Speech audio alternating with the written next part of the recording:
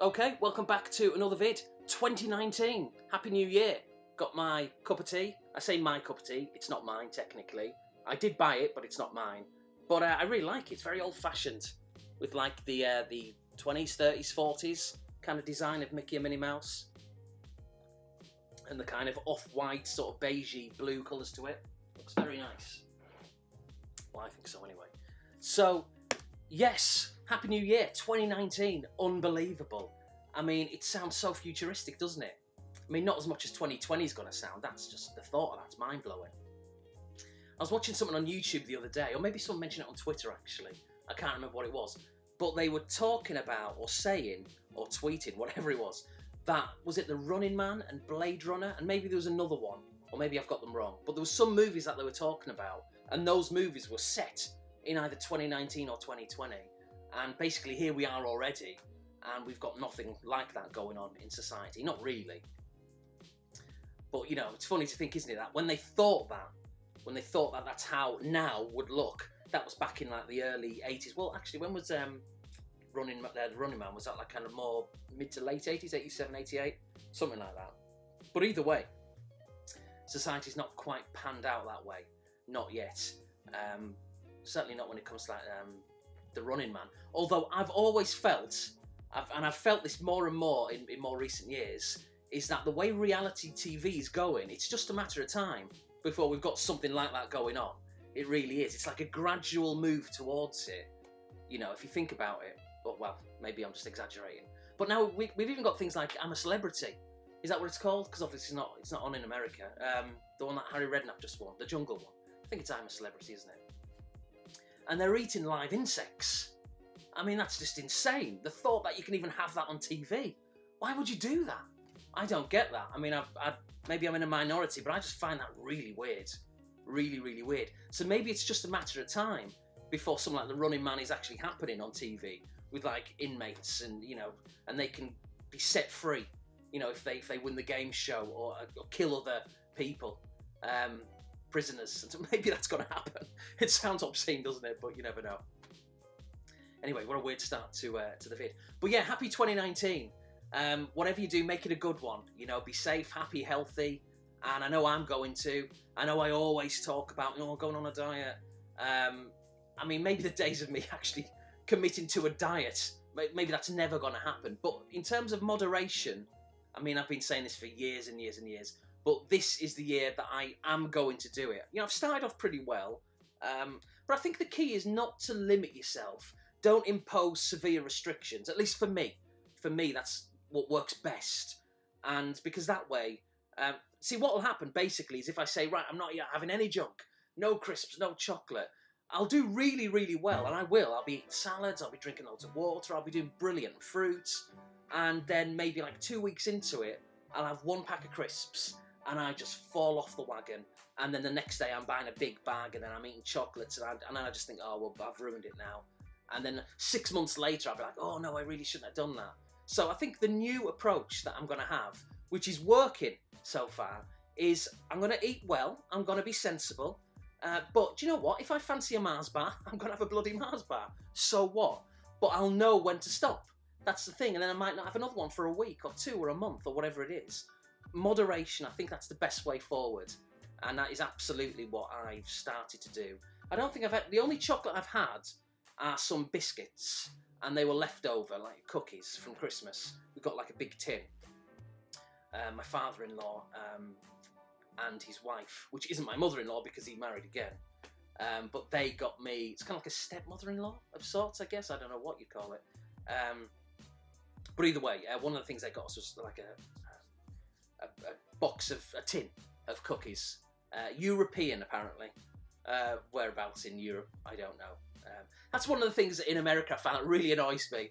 It really does. When Americans talk about, like, when they say they've gone on vacation for a started holiday, but all right, I'll let it slide. They've gone to vacation to Europe. It's like, whereabouts in Europe? It's a bloody big place. Winds me up something chronic.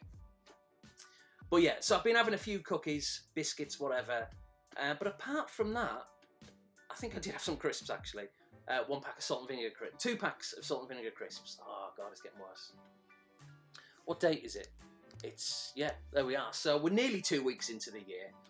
It's not too bad. A couple of bags of crisps and a few leftover cookies. Come on, do me a favour. That's not that bad. I need another swig. So yeah, apologies for not making a vid from or around about Christmas. I think the last one I did was the 12th, there or thereabouts, the 12th of December. And the plan was obviously to make some Christmas themed vids. I picked out some Christmas music to have on in the background, and the lights would have still been up and all that kind of stuff, and I might have changed the angle, add a few more lights.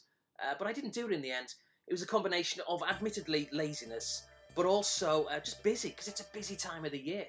I did have some free time, I'm not going to lie, but I kind of sat back and I thought, oh, I can't be bothered, maybe tomorrow. And of course, you know, I didn't end up doing it. So I'm a bit disappointed with that. But in a way, I'm kind of not so much glad it worked out that way, but it just kind of summed up the year for me on YouTube perfectly. Because if you think back to around about this time last year, give or take, you know, I made a vid and I said I was going to have a bit of a break on YouTube. I think I said that anyway. I was going to take, you know, my foot off the pedal for a bit, just sit back. It wasn't going to be a permanent thing. I wasn't going to delete the channel or nothing crazy like that. I was just going to have a break because I've been making YouTube vids for like 8 years or 9 or whatever it is. And I just felt, or it was like 7 or 8 by that point anyway. And I just felt, yeah, I've been doing this for a long time. I love it, but let's have a bit of a break. And then so I started to, and then I didn't, and I came back, and then I didn't again. Then I made a few videos private that I'd made early last year, and then I made them live again. It was all a mess. It was a big mess. And then there were gaps of like a month between vids. That happened 4 or 5 times. There was one instance where a gap was, I think, just over 2 months. That was like around about June. It was during the World Cup, and I didn't make another one until like kind of mid to late August. And so the whole year, as far as YouTube is concerned, was a bit of a write-off for me.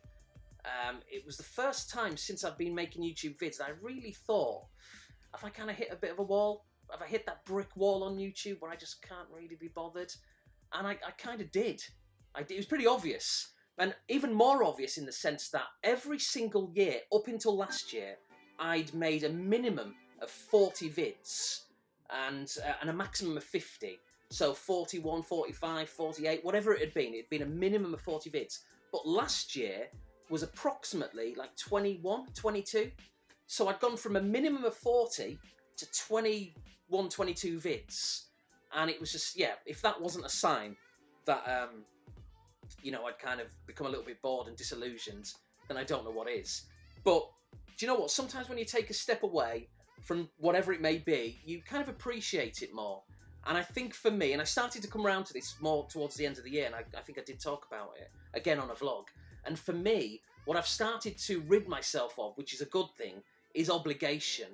I still like watching people's vids, but if do you know what? In all honesty, and it's no offence whatsoever, and I won't be offended if you do this to me, but if someone uploads a vid which isn't really my cup of tea, I'm probably not going to watch it. Or I might, who knows? But it's 50-50, we'll see what happens. Whereas in the past, I felt like I had to watch it. Or I have to watch it because I've known them for so many years and I always comment and I've kind of got to. And it's like, well, that's silly. You know, never feel obliged, never. Like, the next video I think I'm going to upload will be a music vid. Now, if you're not into music, do not watch it. I will not be offended in the slightest. It's strictly for people who like music. That's all it is. But yeah, I've rid myself of that obligation to watch everything. I've also rid myself of the obligation to comment all the time. So again, if you've got nothing to say, I'm not offended in the slightest. The most important thing for me when I make these vids is that you like it. I don't mean literally clicking on the like button. I mean, you can do that if you want, obviously. I guess it all helps, doesn't it? But just knowing that you like it, even if I actually don't know. But do you know what I mean? Just the fact that you walk away from watching my vid thinking that was quite good. I like watching Alex's vids. That's all that matters to me. That is the only important thing. You don't have to comment. You don't have to do any of that stuff. It's just knowing people like it. That gives me a great deal of satisfaction. But yeah, so don't feel obliged to comment because, like I say, I've started to do that a little bit less on people's vids. I will comment from time to time. I don't want to be a complete, you know, kind of ghost on people's channels. I want to show my face from time to time. But if I've got nothing to say, then I'll just simply watch the vid and you know, enjoy it, like it, and move on to the next. And I think that kind of mentality, that shift in mentality, that kind of selfishness, but in a good way, you know, thinking of me, as you will think of you, or as you should do when you're watching and making vids, that's made me reappreciate the whole video thing. And so, yeah, I think I kind of feel refreshed, and it's a good thing. Now, speaking of that, one of the things which I feel I need to do on these particular vids is to shorten them. Now, this video is going to last a long time, like they usually do. You'll see, obviously, how long it's going to go on for. It's probably going to be an hour. It might be a bit less. It might be a bit more. But what I'd like to do in an ideal world is to make these vlogs, these brews, around about, give or take, half an hour. Stop laughing. I really do want to make them about half an hour. And the only way that I can think of doing that, and I say it with a bit of a heavy YouTube heart, is to get rid, or at least put on a hiatus, the questions, or the answers, or both, really, I guess. And as much as I like them, because it certainly adds variety, because you lot, if you ask a question, you can ask about, well, any topic you want. So that's more variety than you can shake a stick at. But it does drag the videos on a long time. It really does, by an extra 30, 40 minutes. And yes, I do use timestamps, granted, so people don't have to watch it all. But I just think it just makes it more accessible to people, the fact that it's a shorter vid. I'll still use timestamps, even if there are no questions and answers, like I say. But I just think it's probably the way to go. Also, it may make people feel less obliged to ask something, because the worst thing I can think of is that you have asked me questions in the past, as appreciative as I am, but you maybe weren't really going to, and then maybe you felt a bit guilty. Oh, he's not really had many questions, let's ask him a few. And I don't want to put that pressure on you or me. It's not fair. It really isn't. So, yeah, big thanks to everyone who's asked questions. Everybody who did last month, I will answer them in this vid, which is why it's going to be a longer vid than it will be next time, in theory, next month or whenever that is. But yeah, big thanks to everyone who's asked questions. If you didn't, shame on you. No, I'm only joking. If you didn't, no offence whatsoever. I often watch people's kind of questions vids, and I never ever ask them a question, but I like watching them to see what other people are saying. So I get it. Sometimes you've got nothing to say, you can't be bothered. Totally understand, because I do the same. But I just think it's probably the best thing to do. And also, connected to that, what I found is that, here's the thing, let's say, for example, this video, right, let's say it lasts 1 hour 20 minutes. I might be right on that, I might be wrong. But for example, so I make the video, the video you watch is 1 hour 20 minutes, but that doesn't necessarily mean that the video has taken me 1 hour 20 minutes to record. It may have been 1 hour 40 minutes, because what I'll do is I'll then drop it into iMovie, and I'll edit bits out to try and trim it down as much as possible, and as I'm doing it, I'm watching it back, and I'm inserting pictures and stuff. That's easy to do, it's just drag and drop, but nonetheless I'm doing that, and then I'm putting music in and all that kind of stuff. And I choose to do it, admittedly. I love doing it because, you know, like I say, I like it, it's therapeutic, but it does take a lot of time. So that 1 hour 20 minute vid you see was 1 hour 40 minutes that I had to take out of my day, chose to do, and then I'm going into iMovie, I'm watching it all back, slowly, 1 hour 40 minutes, editing it, so this whole process is taking like an extra hour or two to put in all the pictures, and on top of that, I am then watching it back again in full once I've edited it, because I want to make sure that everything's in the right place before I upload it live. So the whole process for you might be 1 hour 20 minutes, or even less if you use the timestamps, but for me you're looking at like 4, 5, 6 hours for one vid.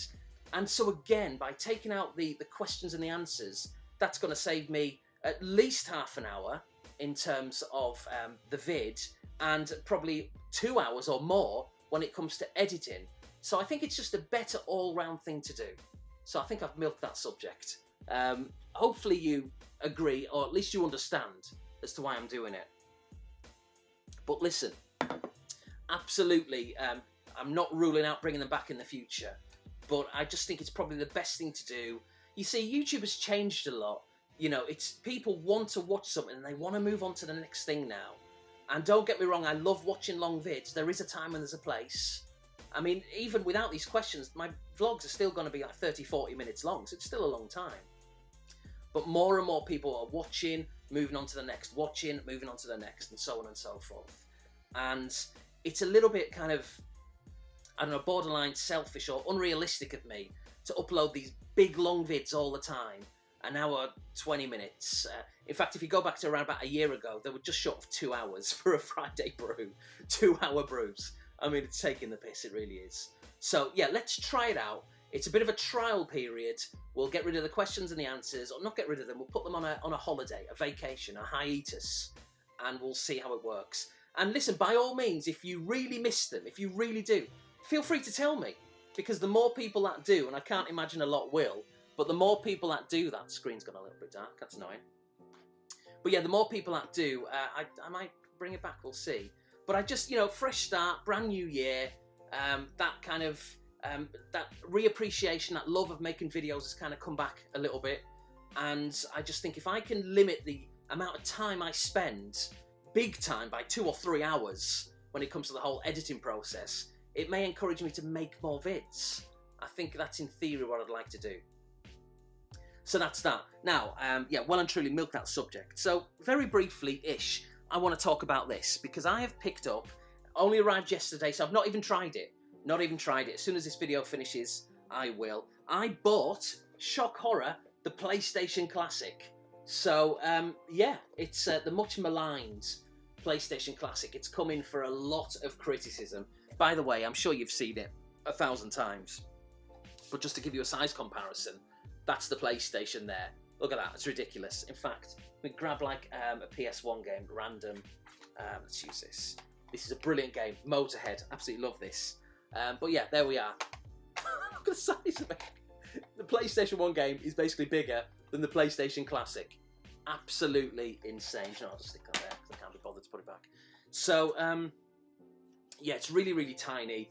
And again, for anyone who doesn't know, you've got the open button there, but it doesn't actually open the lid. You've got the power button. Again, these two press in, as does the reset button. And on the back, you've got a HDMI cable, and then also there, you've got like an AC adapter to USB. Now, sorry, like a USB connector, I guess. It doesn't come with the AC adapter, which was really annoying, I felt. I mean, I guess it would have pushed the price up by a few quid. Not many, just literally a few, or dollars or whatever. But yeah, it's really unhelpful, because I don't have any around, other than one. It's my wife's from her iPhone. Is it an iPhone she's got? Or whatever that phone's called, I don't know what you call them. I haven't even got a phone myself, how ridiculous is that? Well, I've got an iPod, which can be used as a phone. But anyway, that's a story for another day. So, yeah, so she has got like a charger, so I can use that with this. But other than that, I'd have to go out and get one. They're really cheap, but it's not the point. It should have come with one, but it doesn't. So it's not just a case of just plugging it into... Because what I thought you could do is just plug that, the USB connector, into the back of a TV, and that would somehow give you the connection, but that doesn't seem to be working, unless I'm doing it wrong. But anyway, so that minor quibble aside, do you know what, in all honesty, I think this is a really good deal. But bear in mind, I bought it for, it was on sale for, it was either $50 or $60. So the retail is $100. I'm not sure what it is in the UK, if it's like 90 quid or 100 quid or whatever it is. That is excessive. Now, I have talked about the PlayStation Classic on, I think, my previous two of the last 3 brews. And I think I said that I didn't mind the games, to be honest. Obviously, there's a few of them on there which I would have said which are a little bit questionable, and that's an understatement. But I know for certain I did say that you're not going to please everyone. It's just Mission Impossible. Maybe they should have put that on there, Mission Impossible. That was a missed opportunity. But yeah, it's Mission Impossible to please everyone. So under the circumstances, I thought, do you know what? The games aren't that bad.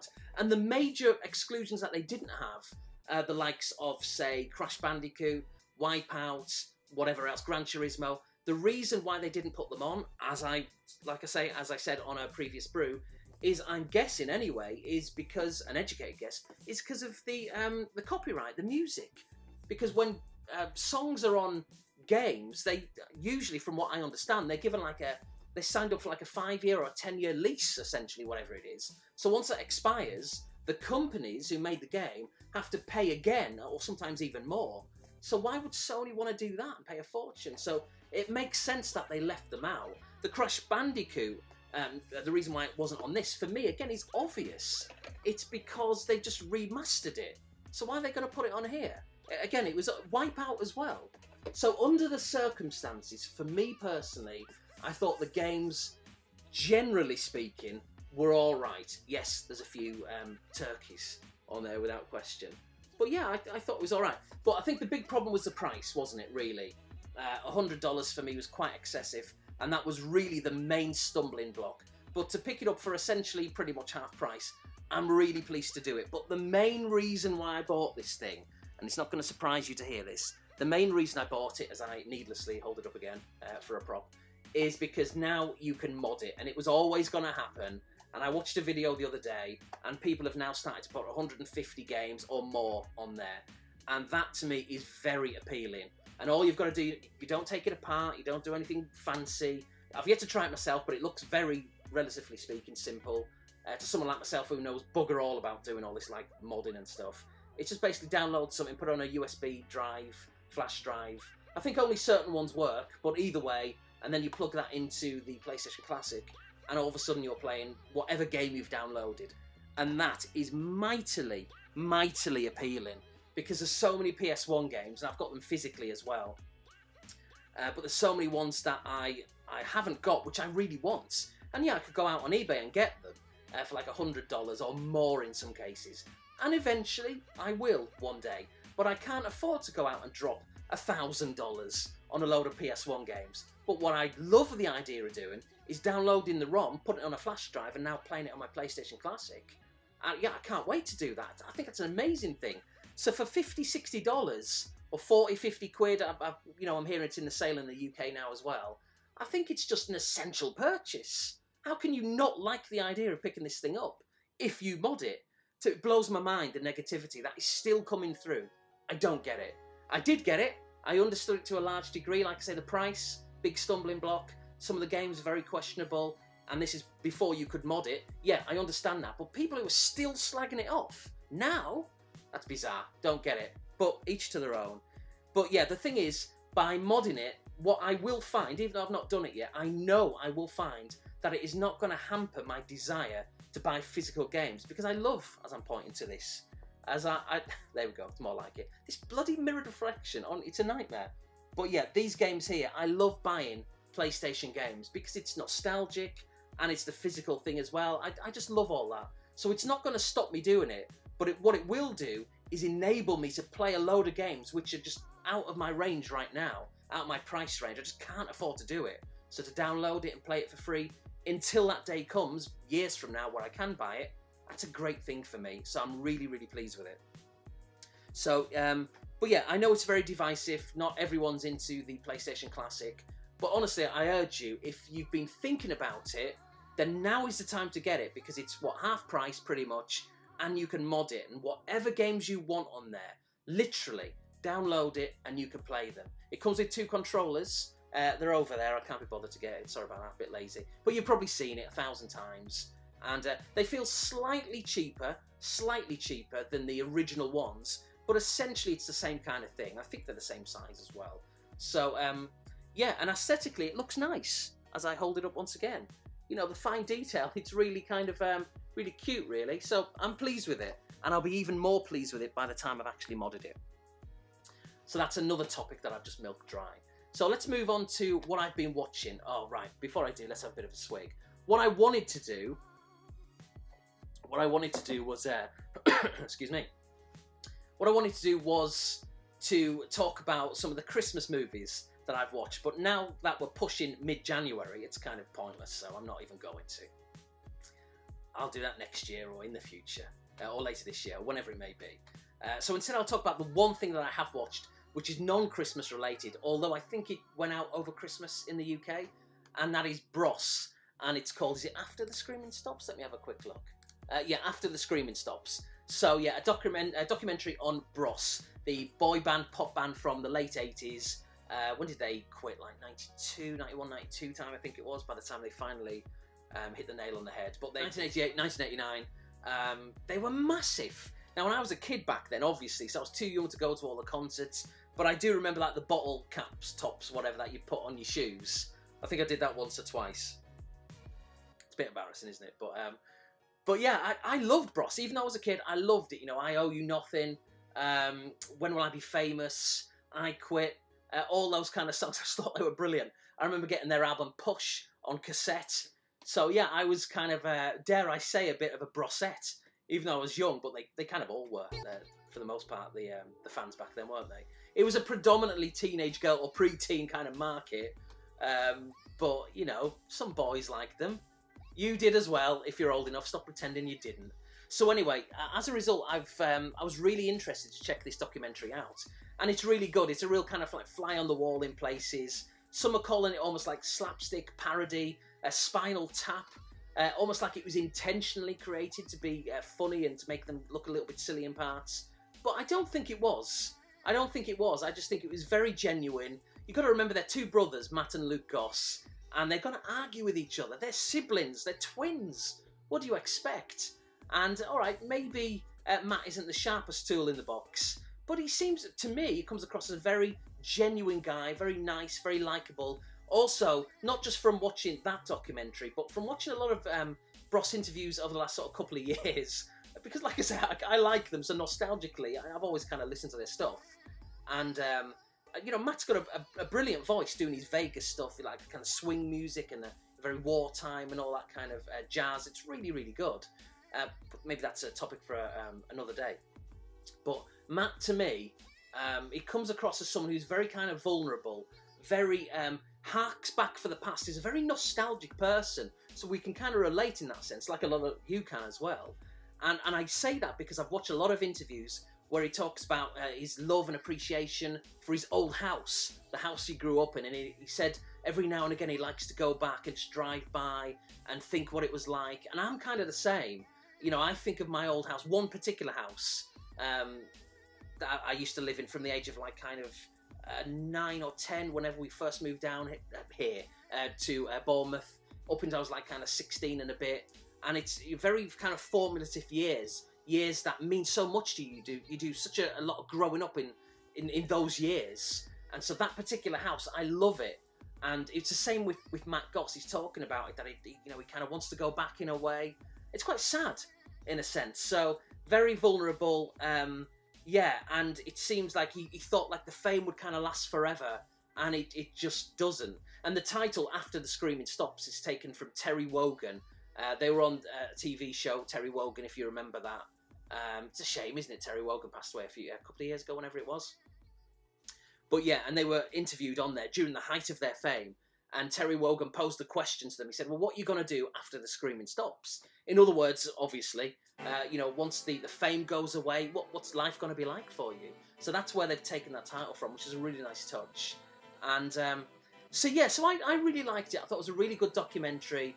If you don't like Bros, or it's not your thing, maybe you're a little bit too young for it, or maybe, like I say, you just don't like it, you might not get a great deal out of it. But I thought it was brilliant.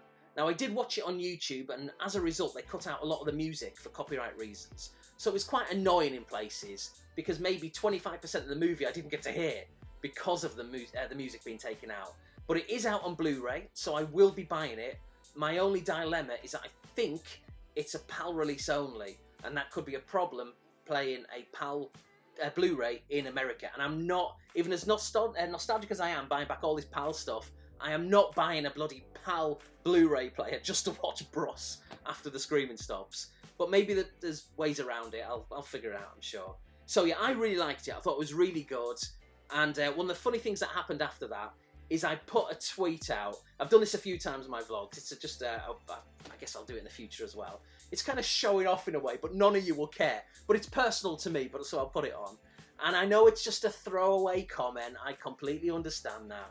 And it doesn't mean anything, and he'll do it to thousands of people, because that's life, that's how Twitter works. But I put out a tweet, and I said, well, you'll see it on the screen, and I said, oh yeah, I thought it was really good, I liked it, you've got to watch it, blah, blah, blah. Anyway, he not just did he reply, but he retweeted it as well. And I think he just put, what did he put? It was very short. He went, thanks, mate. That's all it was. Something like, oh, cheers, mate. Something like that.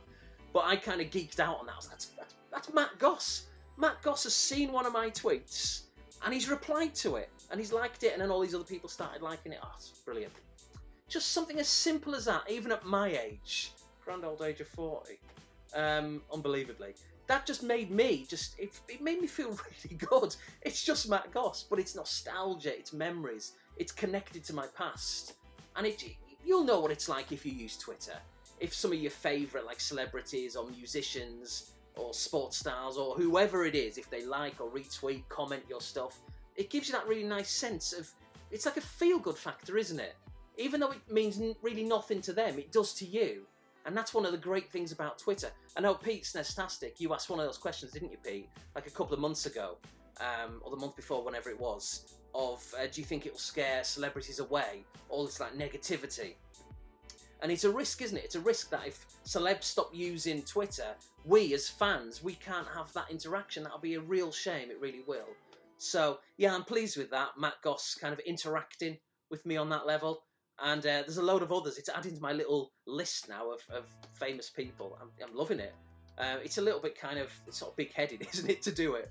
But it's just personal. I'm not bragging about it, because you're probably watching thinking, Matt Goss, big deal. You know, but to me, it means something. So I was really pleased with that. So it's really good. And yeah, if you haven't watched it, it is on YouTube. But I tell you what, if you're in the UK, when most people watching this are, then it's still on iPlayer. So go onto the BBC iPlayer and you'll probably, I imagine, see the proper unedited version with all the music, because the one currently on eBay, on YouTube, like I say, is kind of edited because of copyright reasons. So let's move on to what I've been reading. Now, this is very brief, and some of you are going to be frothing at the mouth when I show this, but there is a reason. It's called Where the Famous Man United. I love...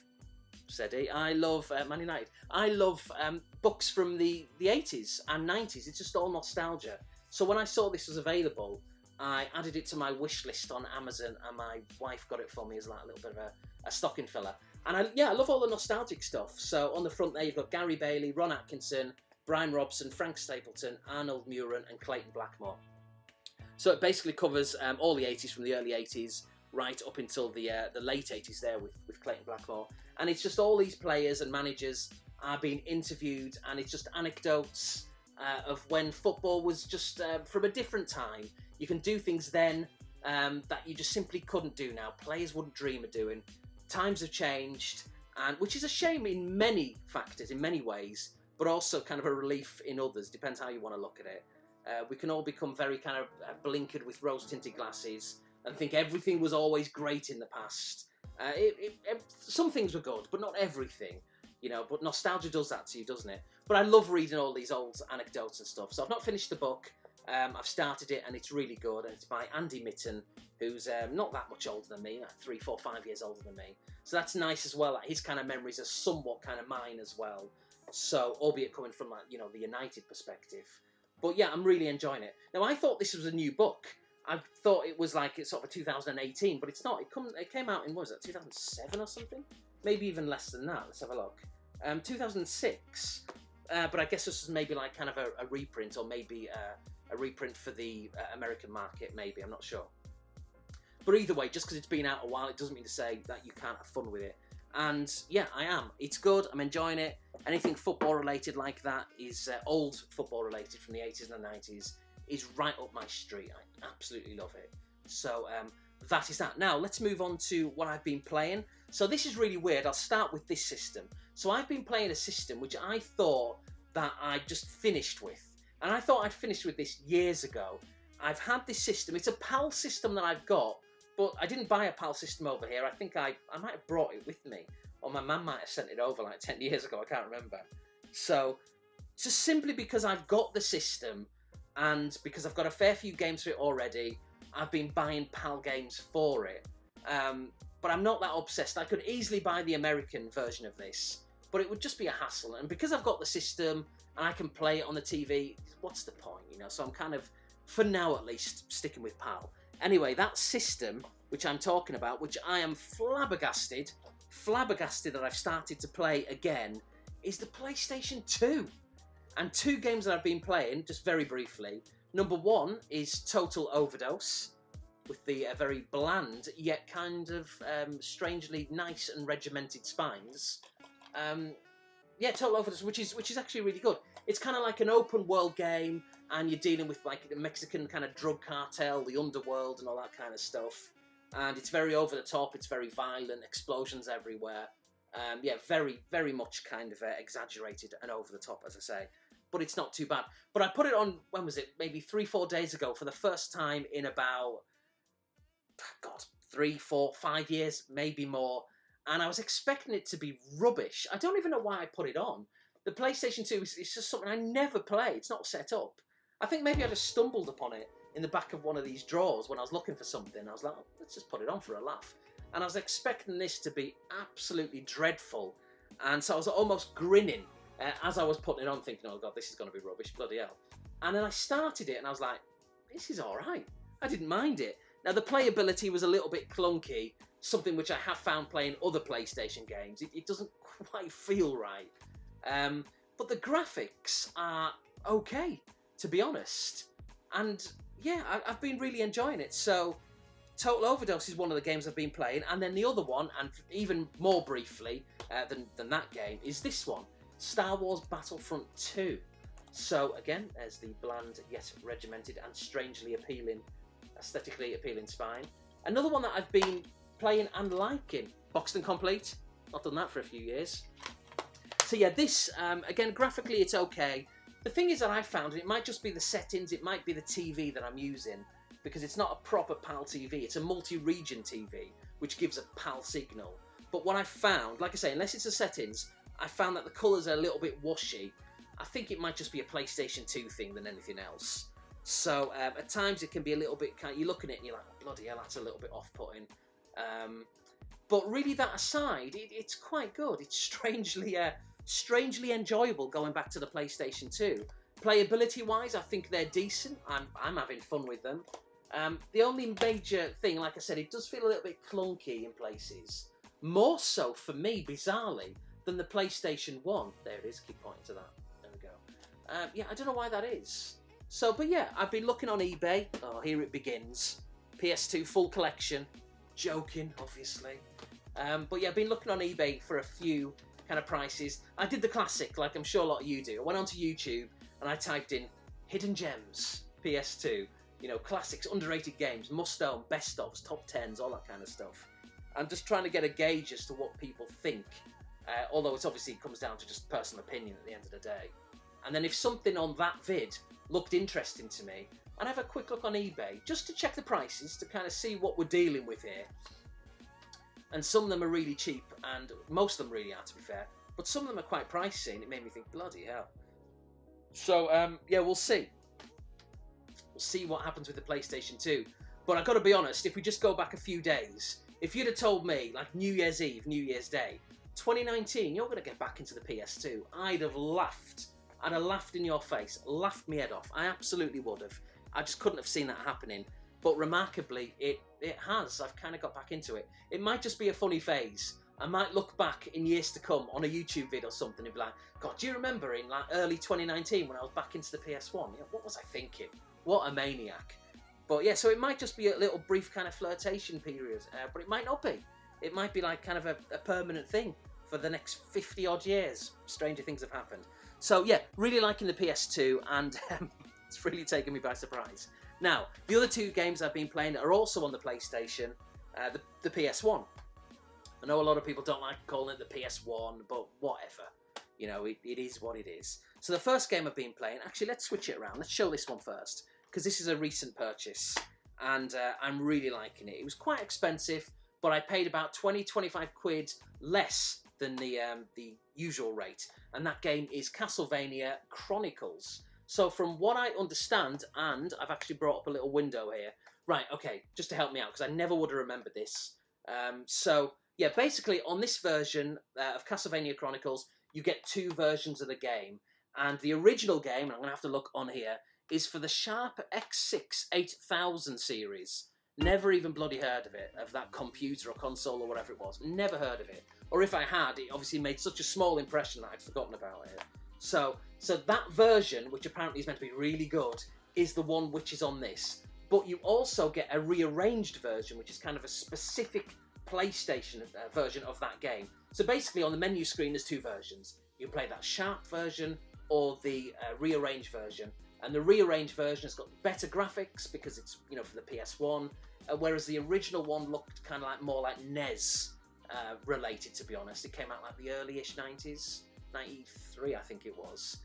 So yeah, so the rearranged version, it's got more, better graphics, looking more like a PS1 game. This came out in 2001, by the way, so it's quite a late PS1 game, a late release. And also, I think the music would have changed, more like CD quality and all that kind of stuff. A different kind of rockier kind of theme to it, which sounds really, really good. And also they've changed the playability, or the difficulty, I should say, because I did briefly play the original version on here, and it was very challenging. I found that sometimes when I jump onto like a specific bit of platform, if an enemy knocked into me, it knocks you back, and if you're on the ledge, it's going to knock you down and you could lose a life. That doesn't happen, or at least it doesn't happen as much. It either doesn't knock you back at all on the PlayStation 1 version, or if it does, it's minuscule to the point that it doesn't make a difference. But either way, it's nowhere near as brutal as the original version. So yeah, for me, the PS1 version, the rearranged mode, is a lot more accessible and enjoyable as a result. So I'm really liking it. The next one I want to get is Symphony of the Night, of course, but that's really expensive, whether it comes to PAL or NTSC. So either way, whichever one I get, and let's face it, it's probably going to be PAL, because of all these. That's going to cost probably at least 100 quid, I'm imagining. But there's no rush. What's the rush? These games came out in, 1995, the first PlayStation 1 game. So it's 2019. There's no rush for me anymore. That's kind of my New Year's kind of resolution, although I've been doing it for a while, to be honest. What's the rush going out buying a game? I mean, even this, I wanted it for years, and it came out in 2001. I'm only just playing it now, but I'm loving it. It's not like I love it any more or any less. All these years later, I can still appreciate it. So, yeah, and that's my advice. I mean, do what you want. That's my advice really more than anything. Do what you want. But if you are going to take my advice, other than do what you want, it would be just to be sensible. Don't get into debt. Don't feel the need to show off on YouTube and buying loads of games for people to say, oh, nice pickups. Who cares?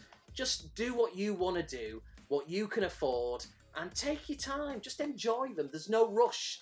It's the game of life, isn't it? There's no rush. Hopefully we're all going to get to the age of like 100 or something. So just take your time. Just have fun. Just have fun. And, but do what you want, ultimately, at the end of the day. But I'm going to take my time anyway. So, and as a result, I'm going back to these games or for the first time and absolutely loving them. So yeah, it's a really, really good game. I'm having a lot of fun with it. And then the other one, which I did buy back in 1996 when it came out, I've got it back. I've had this for a few years. This isn't a recent pickup. It's the Platinum Hits version. It does annoy me. I'm not going to lie. I'm trying to turn a blind eye to it. But it's Alien Trilogy. And this is really bloody good. As I say, I remember playing it back when it came out, back in the day, 1996. Got some great memories. This is a weird memory, but I'm going to share it with you anyway. So I had my friends staying over. So I was like 17 or 18 at the time. Staying over, when your mates used to stay over. We were sharing the same bed. Nothing obviously happened. And, but it was we were just mates. So we've been mates since we were like 8 or 9 years of age. And so he went to sleep. He was asleep. We'd been playing PlayStation 1 kind of all night. He went to sleep, and it was the middle of the night, and I woke up, and it was about sort of 2:30 in the morning, and I couldn't get back to sleep. And I put Alien Trilogy on, and I woke him up because I had it quite loud. And he was like, "What the?" Even though we're in the same bed, which sounds dodgy, doesn't it? I wish I'd never said it now. But he was like, "What are you doing? It's like 3 o'clock in the morning or whatever." And I'm like, "Oh yeah, sorry, I'll turn the sound down a little bit." And then he ended up playing it with me as well. For another hour or something. So yeah, it was just great memories of playing Alien Trilogy. Now the thing is, of course, it's aged. It's kind of, obviously, if you don't know, like a corridor shooter, like a Doom or a whatever else, Quake, that kind of thing. Doom, I guess, being the best comparison. And yeah, that's basically what it is, but in the Alien universe. What I find is, despite being a game from 1996 and the graphics have aged badly, absolutely, but despite that, it is really, and I mean severely atmospheric. Big time. And I was really blown away and impressed, mightily impressed with how it immersed me, how it genuinely, now, 2019, made me tense to go around a corner. The sound, the music, that kind of blip noise off your radar where the aliens are there somewhere. And it kind of shows you, roughly speaking, where they are, but you don't always know exactly because it could be behind a door or on a different level, like a first floor or wherever. So yeah, very, very tense, and that bit holds up really well. I thought the controls, once again, like I said about the PS2, they can be a little bit clunky, but like anything else, the more you do it, it's familiarity, isn't it? The more you do it, the more you get used to it. So with is it the L1 or the L2 and the R1, the R2? One of the two on either side, you use to kind of strafe, to go like left and right. So that combined with the D-pad makes you turn. So that's a little bit cumbersome in places, but again, you do get used to it. But in the heat of the moment, when there's aliens kind of flying around the place, and yeah, that can be pretty stressful, and the controls can get in the way a little bit there. So you've kind of, you just have to accept that. But it doesn't ruin it. It doesn't ruin it. It's a really good game for me. I think I'm on like the 3rd level, and is there like 30-something levels, or maybe there's even more than that? I'm not sure if it says, it doesn't, but I think there's quite a lot. So it's not a massive spoiler because I'm only on the 3rd one. But I'm at the point now where there are humans, but I think they've been infected, so they're trying to kill you. And if you get too close, I think those kind of things come out of their body. What do you call it? I can't remember. I love the movies. I forgot what you call them. The aliens, essentially, but there's a term, like face huggers, whatever it is. And that can be creepy as well when they come on the screen. That's really eerie how they've done that. But again, really good. So, yeah, you've got those kind of human-ish kind of things walking around.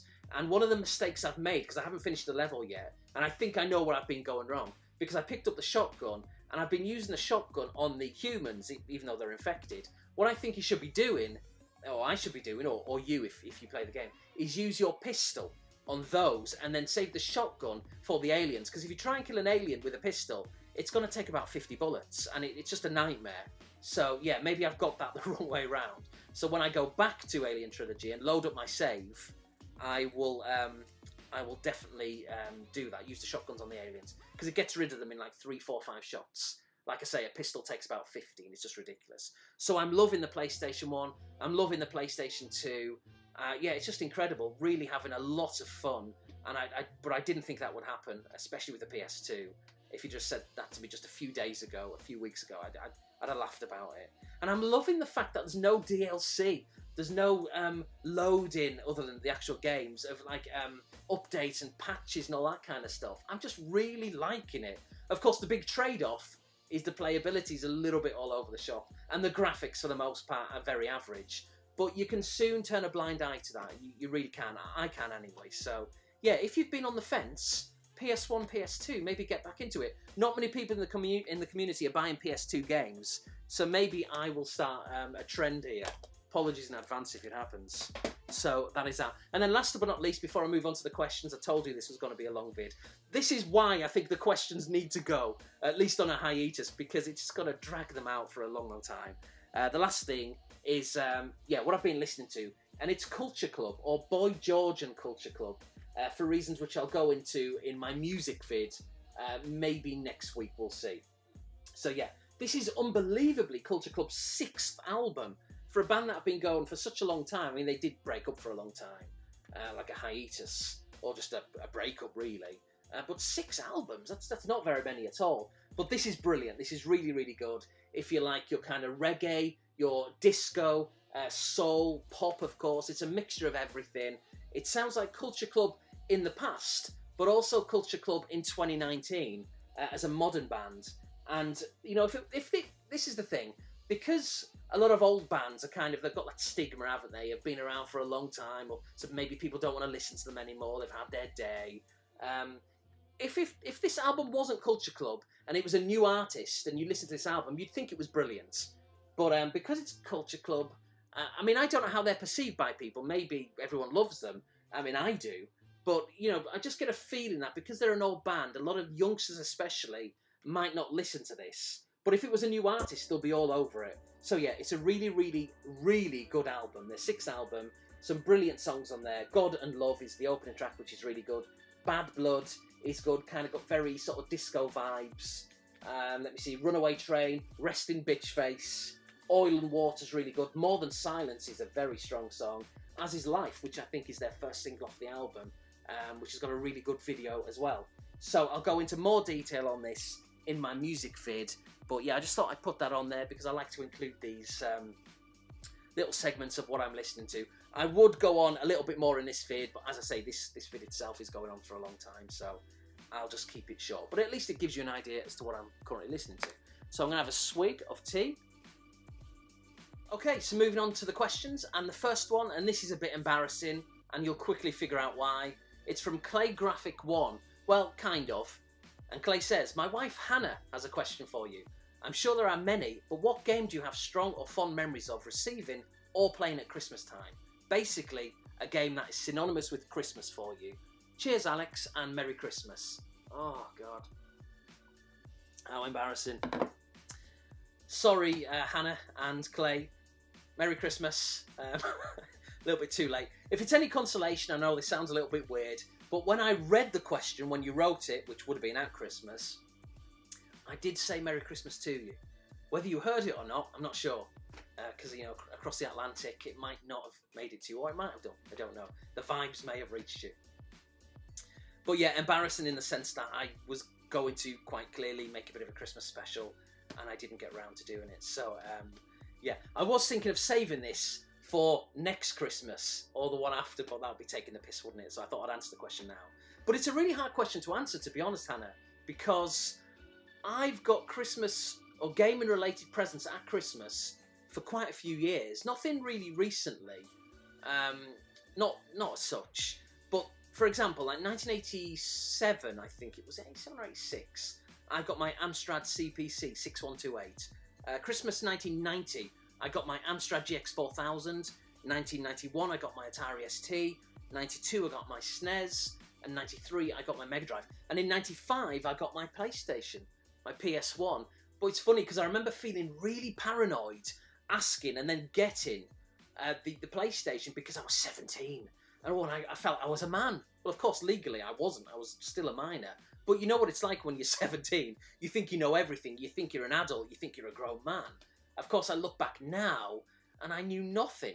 And I'm sure when I look back now at these vids, at my age, now, I think I know everything. Like 10 years, 20 years, 30 years from now, I'm going to look back and think, I didn't know anything. It was ridiculous. Because we're always evolving, aren't we, really, as time goes on. But yeah, so to answer your question, I mean, it's hard because all of those things I've just mentioned are synonymous with Christmas. But if I was going to pick one, and my answer may change, Hannah, on a daily basis, if you would ask me this question on a daily basis, which would be weird if you did, but I'd say, let's go with the SNES. And I'll say the SNES because there was so much hype for the Super Nintendo back throughout 1992. With me and my mates at school and outside of school. We couldn't wait to get one. Street Fighter 2, we were playing at the arcades. It was amazing. And this game was coming out on the SNES. You know, a load of other games as well. And then so to finally get it, to finally unwrap that on Christmas Day and see like Super Nintendo, and it just meant everything to me and my friends. And, well, particularly to me as well, to the one who got it. And I had a couple of friends who also got their SNES as well. The funny thing is, I've said this before, but there was 3 friends in particular, well, me and 2 friends in particular, who we really wanted a SNES, and we all got one. But the funny thing is that we all got a different pack. I got the Super Scope pack, with, funnily enough, the Super Scope, like that kind of bazooka thing, which isn't great, but, you know, it was enjoyable for what it was. My friend Danny got the Super Mario pack, Mario All-Stars, I think it was, and my friend Rob got the Street Fighter 2 pack. So admittedly, I probably did get the least desirable one, but I wouldn't change those memories for the world. It's not like I didn't have any other games. No, I had other ones that I played as well. But yeah, maybe Street Fighter 2 would have been the one I wanted if I had a choice, but I wouldn't change the memories for anything. I absolutely loved it, and I had fun with the Super Scope. It was a bit of a gimmick, but it was, yeah, a bit of fun with it. It was all right. So we'll go with the SNES. So thank you very much, Hannah, for asking the question. Merry Christmas. And yeah, sorry for taking so long to answer it. It's ridiculous. Next question is from Muzz247365. Yeah, 247, 24/7. He's available 24 hours a day and 365 days of the year. Whenever you want him, whenever you need him, flies into the room like a superhero. What do you want? And then he assists you. That's pretty immature. Sorry about that. As a kid, did you have a Saturday routine? Saturday morning TV. Grandstand, UK wrestling, dragged around the shops by your parents, got home, back home for Night Rider, Airwolf, etc., match of the day before bed. So basically asking, yeah, what kind of programmes did I watch as a kid on a Saturday back in the day. Yeah, Saturday TV was a massive thing if you're around about my age. These days it isn't, which is a crying shame. It was a few years ago now, so I'm guessing it's still the same, where they replaced in the UK, apparently. I've been here for 10 years, so, you know, I'm just going off what I read. They've replaced kids' TV with, like, cooking shows and stuff. Just a travesty, it really is. I know everything has changed with television, the way we all consume it, much like YouTube and all that kind of stuff. But nonetheless, it's just a shame, isn't it? It really is. But yeah, pretty much all those, Murray, that you said, to be honest. UK wrestling, yeah, I watched it for a little bit. Saint and Greavesy, I absolutely adored that. Football Focus, I'd watch all those things. Sometimes what we do in the morning is we'd watch something like, say, Saved by the Bell. Would that be on like kind of a, I was going to say Saturday Superstore, but it's probably a bit after that. Going Live, wasn't it? Going Live, Live and Kicking, Motormouth. Was there one called Get Fresh? That one was a Ghost Train. Who remembers that one? So yeah, we'd watch that, and then they'd have the cartoons like Dungeons and Dragons, Saved by the Bell, which obviously wasn't a cartoon. We'd watch all that kind of stuff, Saint and Greavesy, and then after that we'd then go out and we'd play football for like an hour or two, and yeah, that would be pretty much our routine. We'd absolutely love it. And yeah, so I did all those. Kids TV was brilliant. I really enjoyed it back in the day. A day when kids, generally speaking, went outside as well after watching Saturday TV. Ride our bikes, hanging around on street corners until like it got dark. We loved it. Again, I've got to be careful not to be too guilty, you know, back in my day and all that kind of stuff. But yeah, I think those days were great. They really were, and I think it's a shame in many ways that kids miss out on that. Although I'm sure kids will turn around and say, well, you know, that they feel sorry for people of my generation who we didn't have the internet and online gaming and all that kind of stuff. It's whatever you're used to, isn't it? You know, you've got to be careful not to sound too old and whinging like a bloody Victor Meldrew. Cheers, Muzz. Thank you very much. Ash81B for you. 3 questions. Is there a PS1 game you had or played back in the day you have to pick up again? Right, this is funny because I've got quite a lot, as you can see, and I've got even more back in the UK. I'd love to get my mum to send them, but it's going to cost a bloody fortune. And I'm not really sure I want to spend several $100s shipping predominantly average PS1 games. There's a few really good ones, but most of them are kind of pretty rubbish, although I still want them. But the ones which I wouldn't mind getting back, and these are not great games, but there's Porsche Challenge, which I do have. It's not on the shelf, it's one up there. But I have it on the American NTSC system or format, so I'd like to get it back on PAL, just because I'm weird like that. So yeah, I'd like to get that. I'd like to get a game called Skeleton Warriors, which is not very good. It isn't very good, but I remember buying it on a whim from Game. I used to, all the time, I'd go into Game, if I had spare money, because I just started working, you know, not long after I got my PlayStation 1. So I had money to burn, still living, you know, with my mum and my sister and all that kind of stuff. So I didn't have any real responsibilities at 17, 18. I was just going out and blowing money on everything, like PS1 games, or just PlayStation as it was back then. Going to the football, going to a gig every now and again, and yeah, that's kind of what I did with my money. I had no responsibilities. I didn't have to pay rent. I'd give my mum like a little bit of, you know, keep, I think she called it, but apart from that, it was hardly anything. Like 20 quid or something daft like that. So so I could just afford to go out and blow all my money on PlayStation games. So I remember seeing Skeleton Warriors one day, and I just looked at the back and it sounded cool. The front cover looked good, and although it's a bit cheesy now looking back, but at the time I thought, that looks interesting, very enticing. And I got the game, took it home, and it just wasn't particularly good at all. But I want to get it back. Maybe all these years later, I'll appreciate it again. It wouldn't surprise me. So Skeleton Warriors, Porsche Challenge, Defcon 5. Again, a very average game. Kind of like a mech game, but like a corridor kind of Doom, spacey kind of game. And I remember buying that from Toys R Us, again, on a whim, because it looked interesting. And so I bought it. Not a great game, but very atmospheric. I want to buy it back. All those games are very cheap. The original Doom, Final Doom, there's loads, Ash, but there's a few. Yeah, I'm really into the PlayStation again, as I touched upon earlier on. So expect me to buy a lot more PS1 and PS2 games, certainly PS1, as the year unfolds and as we move forward, going into the future. However many years I want to buy PS1 games for, which will probably be about 50. Because here's the thing with the PS1. I've bought at least one PlayStation 1 game every year since 1995. It's not been a massive part of my channel, not really, but every year I've bought a game. In fact, it's probably the most consistent system that I've bought games for when I think about it, which is kind of strange. But yeah, considering especially that it's not really been a massive part of my channel, that's possibly going to change. Question number 2, is there a gaming franchise like Zelda, Gradius, Crash Bandicoot that you have never paid much attention to, you feel you should? All of those I've never paid much attention to. Even Crash Bandicoot, which I did play back when it came out, I just played it for a bit. I don't think I played the sequel. If I did, it was briefly. I didn't play any of the other games, like the Crash Team Racing. I don't think I played it. Or if I did, it was brief and it was like a friend's house or a cousin's house or something. Zelda is probably the one I'll use, so you've kind of bailed me out by giving me an easy option there. Yeah, Zelda's one which I've never really got into. In fact, the one which I've probably played more of than any is the Switch version, which is obviously quite a new game. So it just kind of, it appealed to me, but it didn't all those years ago. So I never really got round to getting into it on the N64. Very, very briefly played it and yeah, borrowed it off someone on the N64.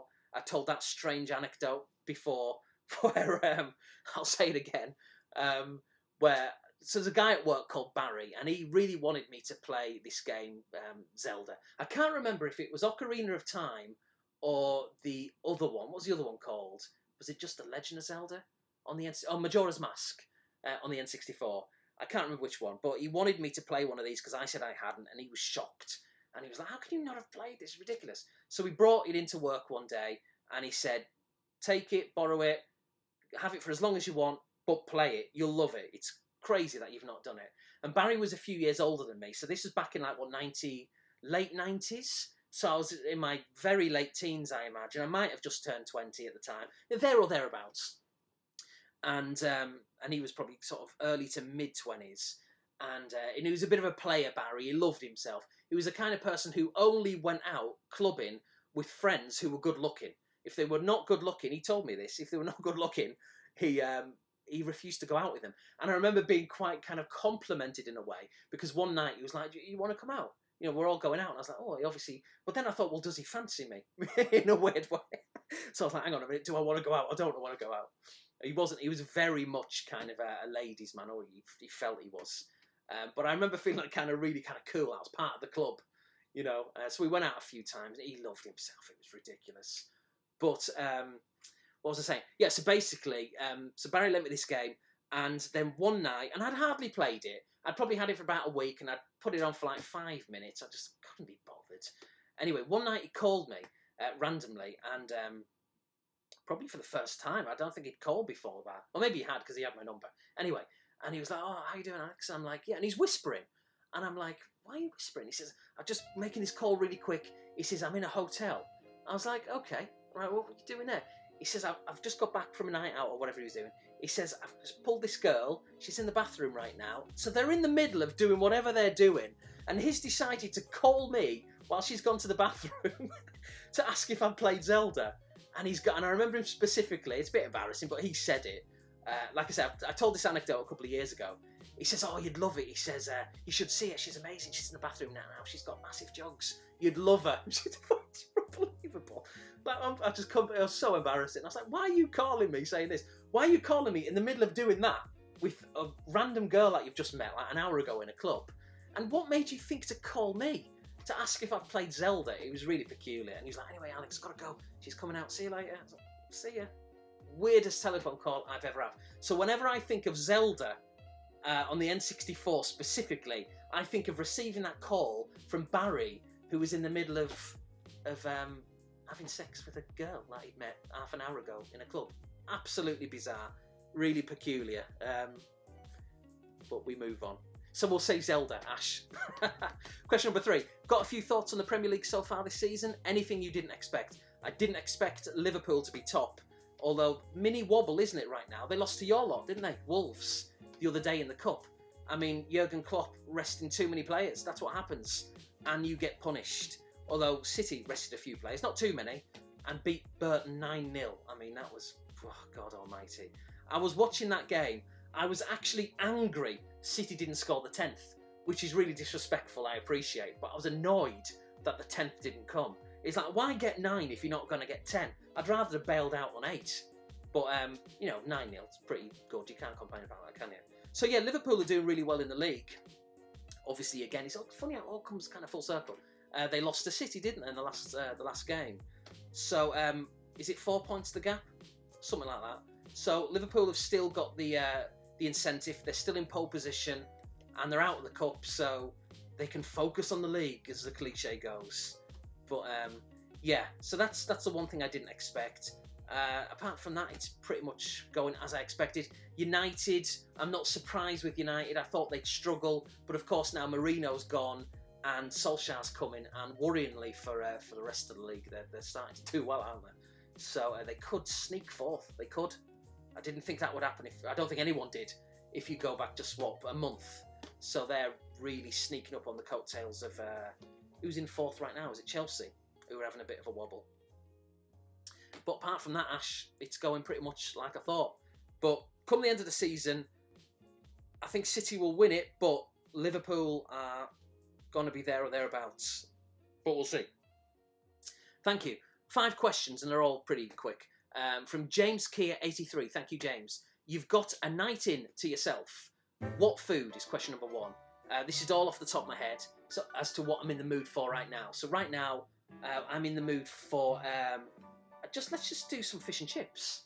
Fish and chips drenched in salt and vinegar. Do you know what? I may have said this before on a similar question. I'm just giving the impression all I eat is fish and chips, but I'm gonna choose that. If not, spaghetti bolognese, which I think I might have said last time as well. I don't know. I'm having a kind of funny moment where I'm thinking, might repeat my answers from the last time someone asked me this question. So I'll try and mix it up for question number 2. What drink? Vimto.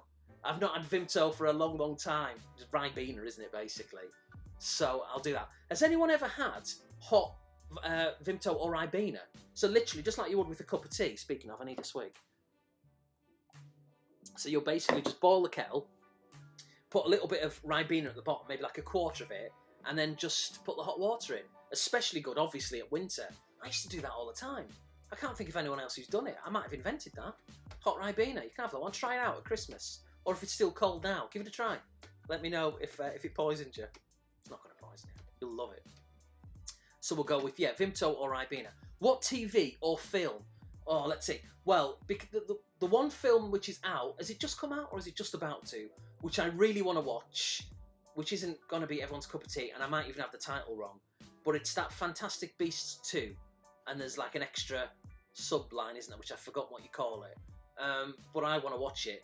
I watched the first one and I quite liked it, and my wife didn't think it was too good, but I thought it was alright, to be honest. So I'm looking forward to watching that. So yeah, I'll have my fish and chips or spaghetti bolognese and my Vimto with whilst watching Fantastic Beasts 2.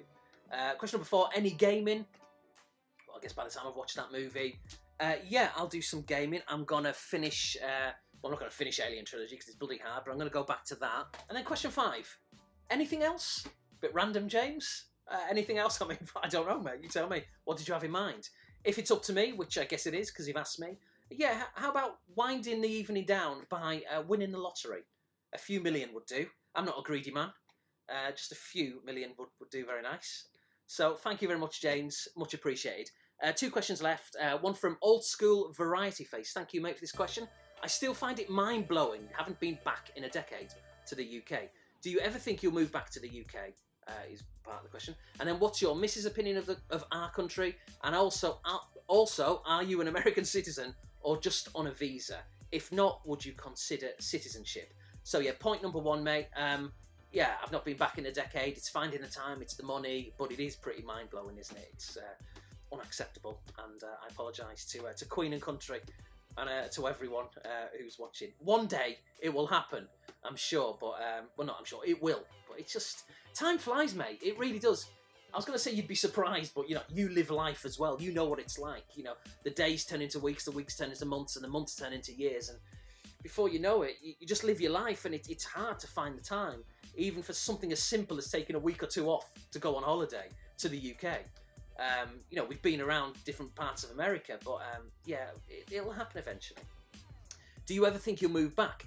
Yeah, I think that will probably happen eventually as well. Although what I will say is that the longer I'm here, the more that kind of desire, that immediate desire kind of fades away a little bit, because you become used to wherever you are. You know, everything becomes second nature. You meet new people, you get into that way of life.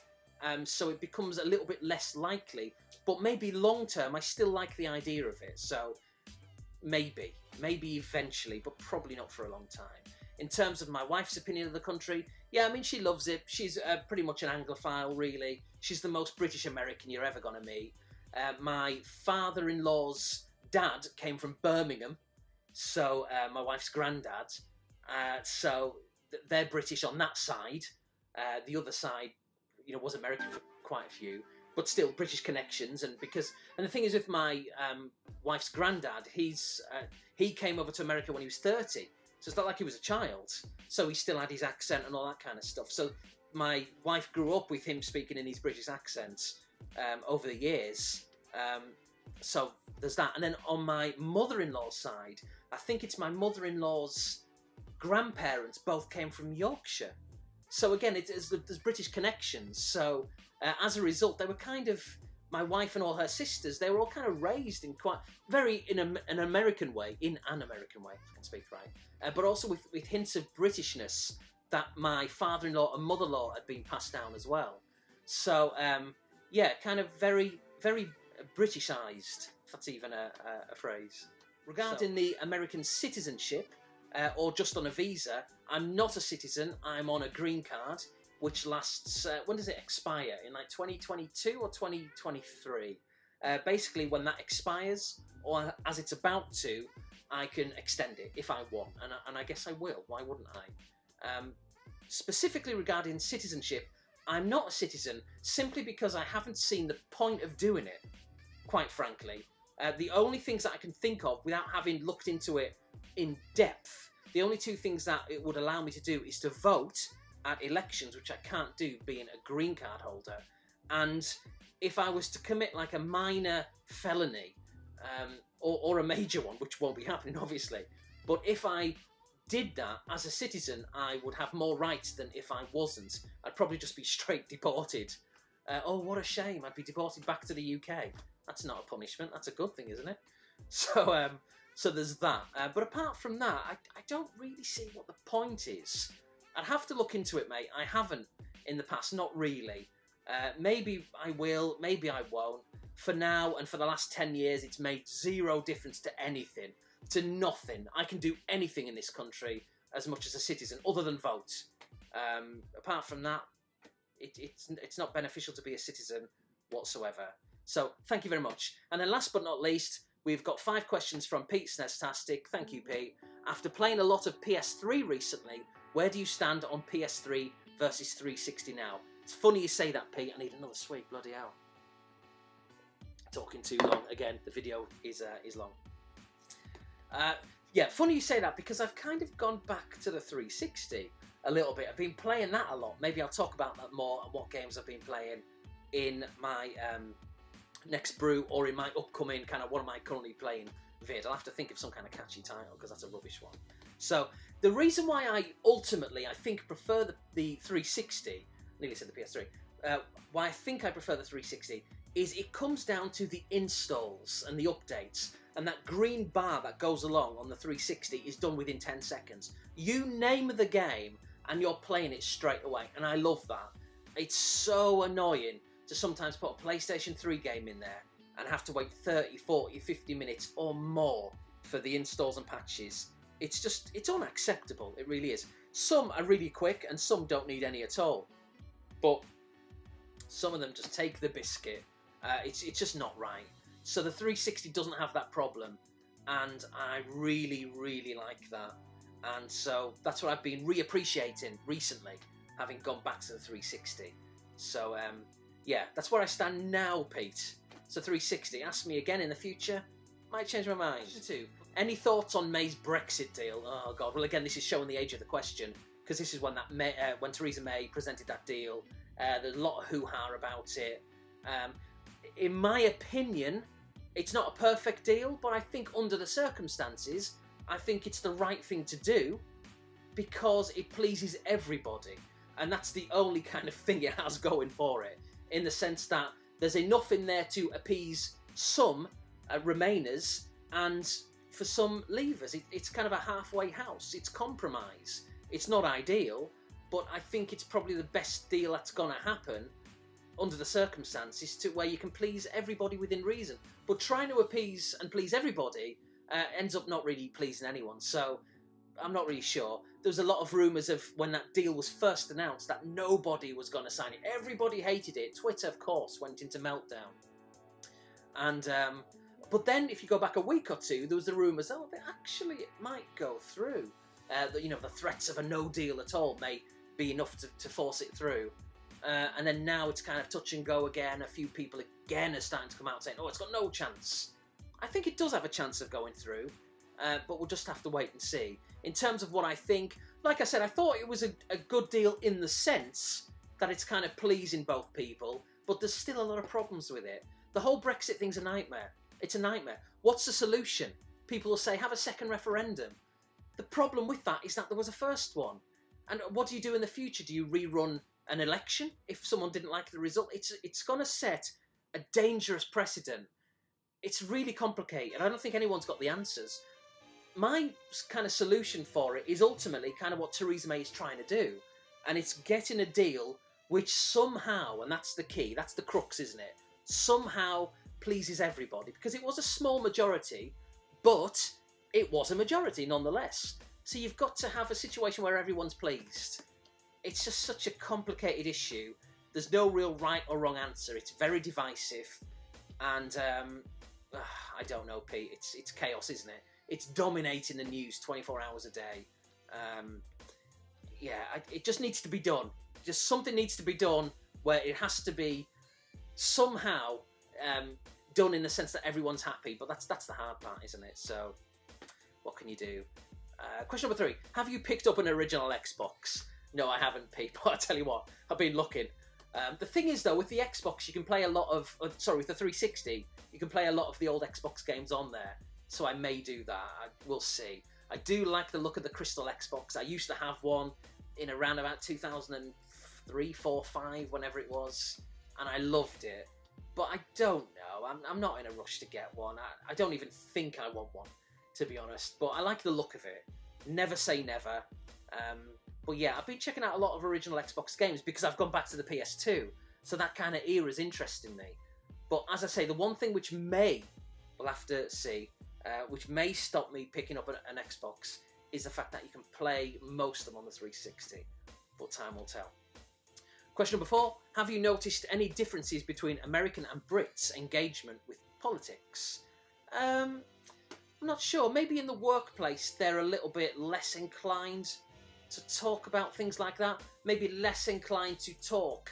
Not so much talk about who they voted for, but to announce who they voted for. Like in my experiences in the UK, people would not everyone, obviously everyone's different, but most people would be very happy just to tell you that so-and-so's an idiot and they didn't vote for them and that, you know, and therefore obviously giving away who they voted for. It's just not a big deal. And in the past, in the UK, I'd gone up to people and went, oh, who did you vote for? And they've never ever turned around and, oh, I'm not telling you. They've just quite happily went, oh, Conservative or Labour or whatever.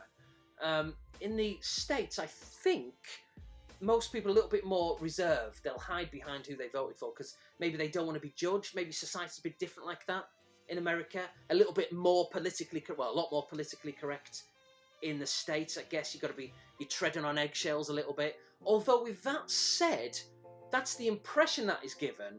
But I don't. It's a slight contradiction, I guess. But I've got to be honest. In my own personal situation of living in America now 10 years and being in a workplace, I've never really encountered political correctness. You know, where, oh, you can't say that, you can't do that. I've just had people who've just said and just done things, you know, like they would in the UK. So maybe if you're in the UK, maybe you should bear that in mind. That, you know, it's one thing hearing all these things about how it works in the US, and what you can and what you can't say, and to a degree it's true. But in my experiences, it's not actually that dissimilar to the UK. So, yeah, it's food for thought, that, isn't it? People, for the most part, are quite happy to tell you what they did and what they think and all that kind of stuff. But yeah, maybe a little bit more reserved, and maybe when it comes to politics as well. But yeah, apart from that, Pete, the differences are quite similar, I think, anyway. Although I probably completely contradicted myself in that answer. Question number 5, and the last question for the vid. Do you watch any reality TV? It's never been my thing, Pete's thing. Apart from X Factor. Then a couple of years ago, Pete got into Strictly, and this year he's watched I'm a Celebrity for the first time, and he loves it. I'll never watch shows, Pete will never watch shows, like The Only Way is Essex, Love Island, etc. Yeah, I've never seen Love Island or The Only Way is Essex. I'm not even sure what they are, to be honest, because I've literally never seen them. But I've heard people talking about them, and it just looks rubbish. The only reality show that I've watched that I can think of in America is Big Brother, and that was when I first got here, and I watched, I think, the first couple, and then I lost interest. I think, if I remember rightly, the interesting spin that they had in the American version, which they might still do, is that you could openly talk about who you're going to evict. So you can tell someone, if you're having an argument, right, I'm voting for you, you're going next week. Or you could collude with people and backstab and arrange behind people's backs, like try and get people's votes and strategize how you're going to do it. And I thought that was really clever. I didn't like it initially because I wasn't used to it. But the more I thought about it, the more entertaining it was, which, let's face it, is the point because it's a TV show. So in the UK, it was very, again, unless it's changed, do they even have Big Brother in the UK? I'm not even certain of that. But unless things changed, you couldn't talk about nominations. It was a big hush-hush. And but in America, you can. So I like that. But I've not watched it for years. Apart from that, Pete, I can't think off the top of my head any reality TV shows that I've watched. Well, we watched a little bit of X Factor that they brought over here. Was it called the X Factor? Did they change it? Can't even remember. Then there's the American Idol. Once or twice, but it's not really my thing, to be honest. So never say never in the future, but yeah, just Big Brother and a little bit of the X Factor and all that kind of stuff. So there we go, thank you very much. So like I say, maybe what we'll do, well not maybe, let's try it. Let's try going on a bit of a questions and answers hiatus, and we'll see how shorter these vids are going to be. If it doesn't work, please feel free to tell me, and I'm relying on you to do that. If you really do want to see the questions return, then do let me know in the future. But what I'm thinking of doing, to flesh the videos out that little bit more, but obviously to make them shorter than an hour and a half, I'm thinking of maybe looking down the comment section, and you know, if anyone said anything particularly interesting, then maybe use that as a topic to talk about, and that could help. And then that way, you're kind of interacting without really knowing you're doing it. And I can maybe turn into a bit of a shout-outs as well, if I, you know, talk about something specific that you've mentioned. So I could do that. So, but we'll see. Time will tell. It's a work in progress. It's a new year. It's trying something different. And I just, yeah, for a while at least, who knows, I may bring these questions and answers back kicking and screaming in a few months' time, but we'll see. Anyway, until my next vid, I've got 2 videos planned. I'd like to do the music vid before the month is out, and I'd like to make the music vids regular as well, at least once a month. And also the what I'm currently playing vid, which is like a cross between pickups as well. I did one last month, so if you didn't watch that one, please feel free to go back. And that format will give you a bit of an idea as to what the next one's going to be like. But like I say, it's a work in progress. So until my next vid, whenever it is, thank you very much for watching, and have a great new year. 2019, make it a really good one. But until my next vid, thank you for watching. See you later.